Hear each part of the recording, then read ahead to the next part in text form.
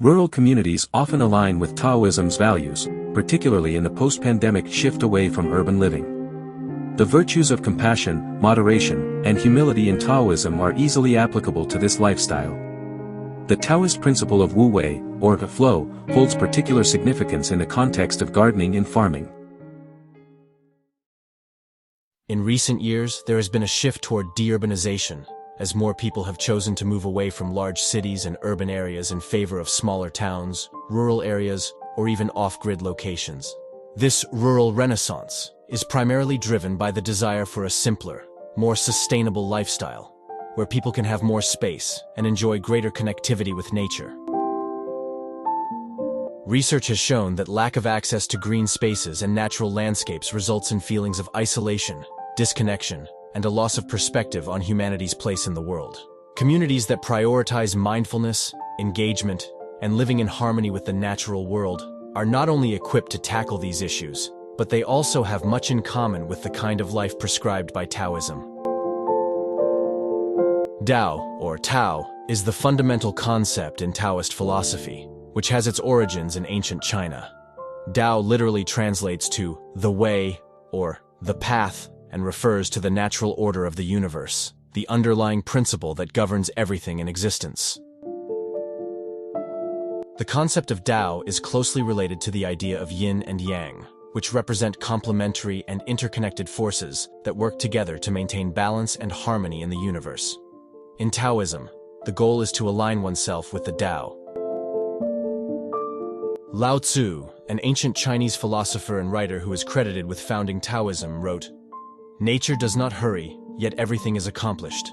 This proverb suggests that nature operates effectively according to its own natural rhythm, encouraging individuals to live their lives in a similar way, without rushing or forcing things, but rather allowing events to unfold naturally and taking action when the time is right. In practice, Taoism is best illustrated by its three paramount virtues, referred to as the three jewels, or three treasures: compassion, moderation, and humility. Following a rural lifestyle, even if that means remaining within a city and its suburbs as an urban farmer, or as part of a residential agri-hood built around a shared farm or garden, can provide a supportive environment for these values, as it champions a sense of interconnectedness, sustainability, and community. Within a more communal rural lifestyle, compassion is cultivated by prioritizing the needs of others and the environment over individual desires.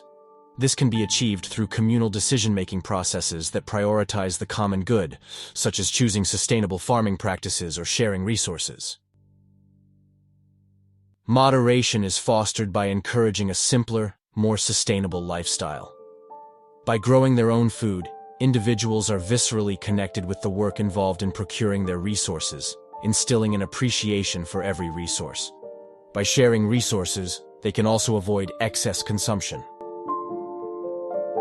The third of the three paramount Taoist virtues, humility, is encouraged in a rural context by recognizing that the individual is just one small part of a larger web, where everyone contributes to the work. The move toward rural living can be seen as a modern response to the disconnect from nature, and from ourselves, that has resulted from urbanization. This pursuit of inner tranquility and harmony with the natural world is well aligned to the Taoist concept of wu-wei, a Chinese word which translates to effortless action, essentially flow. Aside from cultivating the three paramount virtues, other ways to access the Tao include Taoist meditation practices, which are designed to help individuals quiet their minds and focus their attention to cultivate a sense of inner peace and clarity. Luann Armstrong, farmer and author of Small Talk: Life on a Farm, reflects on her rural lifestyle in a way that resonates deeply with Taoist thinking.